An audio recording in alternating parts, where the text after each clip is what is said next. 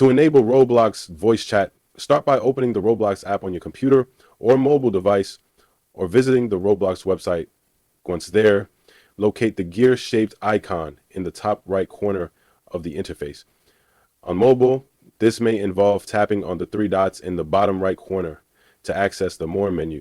Select Settings, then navigate to Account Info. Here you'll begin the process of verifying your age, which is a requirement to access the More menu. Ensure you're at least 13 years old, as this is mandatory for access. Proceed by verifying your age through the identity verification system.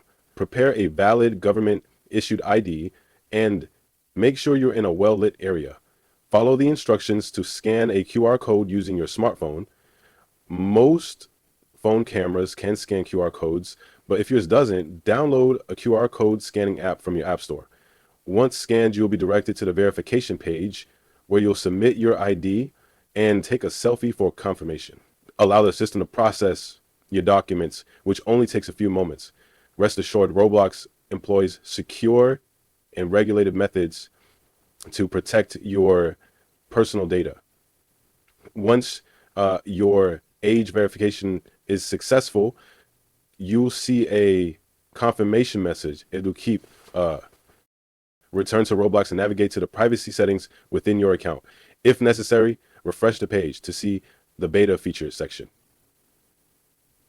Look for the option to enable voice chat and toggle the switch on. Review and agree to the terms provided before finalizing the activation. After enabling voice chat, join a Roblox game to test it out. Not all games support voice chat, so choose one that does. If you see a microphone icon above your avatar, you've successfully activated voice chat. If your voice chat doesn't work, check your audio settings. Pause the game, access the settings menu, and confirm that the correct input and output devices are selected. Adjust these if necessary to ensure your microphone is functioning. You're now ready to use Roblox voice chat for interactive gameplay.